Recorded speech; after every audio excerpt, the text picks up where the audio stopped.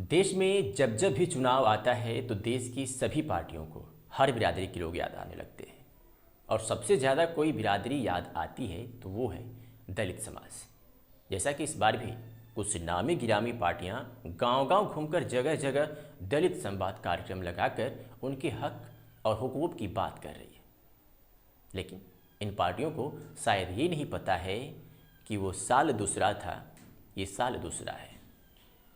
अब दलित समाज भी जागरूक हो चुका है और उसे अच्छी तरह अपने नेता को चुनने का ज्ञान भी है।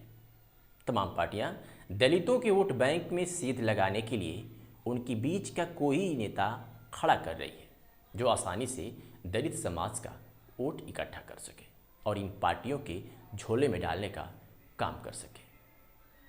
इतिहास भी गवाह रहा है कि जिस तरफ दलित समाज झुकता है उसकी सरकार बनना तय मानी जाती है।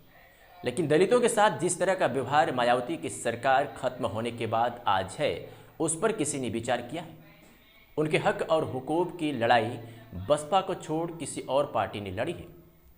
जिस तरह से दलित महिलाएं और बच्चियां हफ्सी दरिंदों का शिकार हुई हैं, उस पर किसी सरकार ने कठोर कार्रवाई की है? तो शायद जवाब होगा नहीं। देश और प्रदेश में ऐसे तमाम उदाहरण देखने को मिल जाएंगे जिसका जवाब किसी भी सरकार के पास नहीं है। चाहे वो मटका से दलित छात्र का पानी पीने का मामला हो या हाथरस का मामला हो। आज की जो कहानी है वो भी कुछ ऐसी ही है जिसे सुनने के बाद आप भी ये कहने लगेंगे और कहने पर मजबूर हो जाएंगे कि आज भी दलित बेटी हो या दलित महिला पूरी तरह से महफूज नहीं है।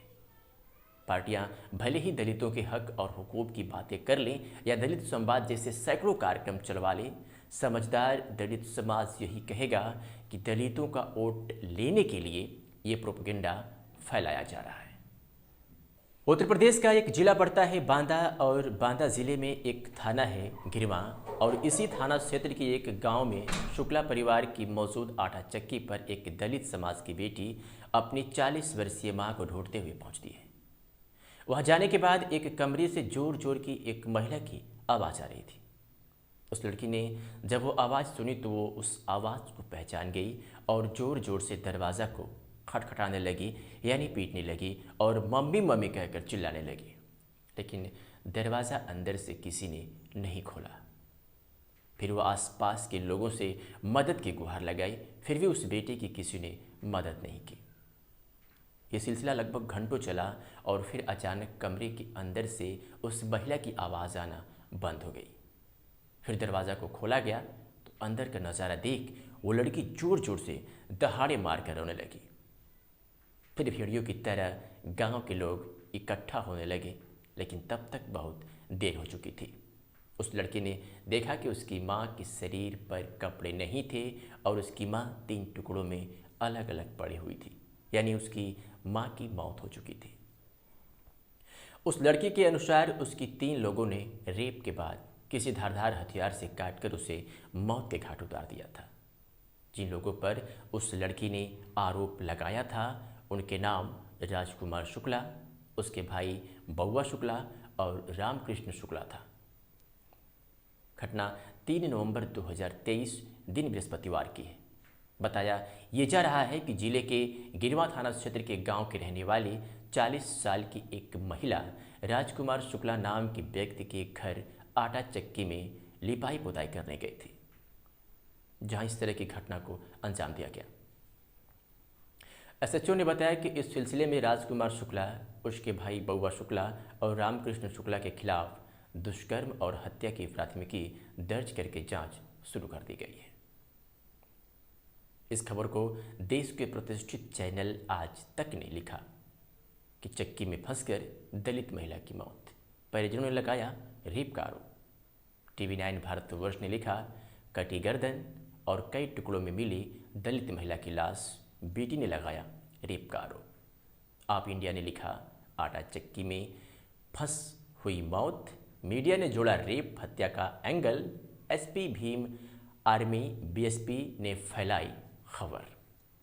हिंदुस्तान ने लिखा यूपी में अधेड़ महिला से दरिंदगी, दलित महिला से दुष्कर्म के बाद हत्या, आटा चक्की से मिले 100 के 3 टुकड़े, यानी सभी लोगों ने अपनी अपनी आदतों से शुमार खबर की टाइटल दी, लेकिन किसी ने ये नहीं लिखा कि दलितों पर हो रहे अत्याचार कब थमेंगे।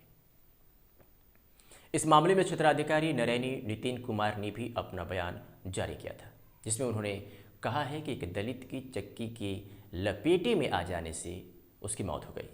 हालांकि उनकी बेटी ने दावा किया कि जब वो दोपहर 2:30 के करीब चक्की पर गई तो यह बंद थी। काफ़ी कोशिशों के बावजूद वह अपनी मां की चीख सुनकर दरवाज़ा नहीं खोल पाई। बेटी ने पुलिस को बताया कि चक्की मालिक राजकुमार शुक्ला के भाई बउआ ने शराब के नशे में 30 मिनट बाद दरवाज़ा खोला। अंदर जाने पर उसने पाया कि राजकुमार शुक्ला और उनके भाई रामकृष्ण शुक्ला भी वहां मौजूद थे। उसकी मां का शरीर 3 टुकड़ों में कुछ ही दूरी पर पड़ा था। इस जघन्य घटना के बाद तमाम लोग, तमाम पार्टियां सोशल मीडिया के विभिन्न प्लेटफार्मों पर लड़ाई लड़ने कूद पड़ी और सभी ने इस घटना की कड़ी निंदा की। लेकिन अभी तक दलित संवाद कार्यक्रम चलाने वाले वो लोग उस महिला के घर नहीं पहुंचे और ना ही उनकी कोई मदद की। अब ऐसे में कैसे मान लिया जाए कि दलित समाज के लिए ये पार्टियां आगे आकर उनकी आवाज़ उठाने का काम करेगी और उनके ऊपर हो रहे अत्याचार पर लगाम लगाने के लिए सड़क से लेकर संसद तक लड़ाई लड़ेगी। इस घटना को लेकर गांव के दलित समाज के लोग नारेबाजी की। कुछ नीले गमछे में युवा वहां पहुंचे और सोशल मीडिया के सामने वर्जन दिया कि घटना की हम कड़ी निंदा करते हैं, और कुछ अपनी मांगों की बात कहकर वो चलते बढ़े।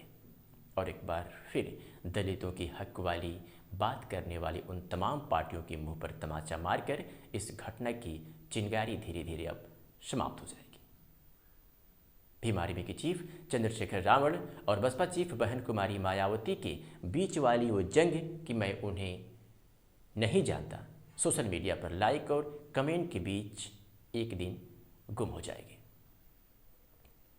ऐसे में एक सवाल आज भी इस देश में बना हुआ है कि वो कौन सी पार्टी आएगी जिसमें दलित समाज पर हो रहे अत्याचार पर लगाम लग सके और वो आज़ाद भारत की आज़ादी वाली ज़िंदगी जी सके। इस खबर के बाद आपकी प्रतिक्रिया का हम इंतजार करेंगे कमेंट सेक्शन में। जय हिंद, जय भारत।